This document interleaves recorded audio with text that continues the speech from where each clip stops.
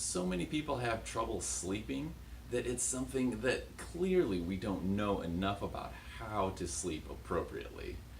That's one of the things that we do here at Bright Futures Chiropractic is whatever the condition, be it sleep troubles or neck pain or digestive problems or even colic in babies, we want people to know exactly what's going on underneath the surface and know in general how to be robustly healthy so that they can get the most out of life possible.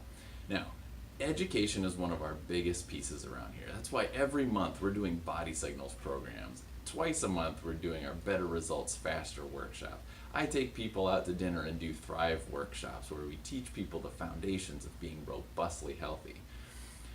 I think that it's my job as a doctor not only to help people get better, but ultimately to help people stay better and to be well long into the future. And when it's kids, the ideal is that they can get the care necessary so that they can grow up healthy and develop optimally. That's what we do here at Bright Futures Chiropractic. One of our primary jobs for people is the education piece, and we take that part very seriously.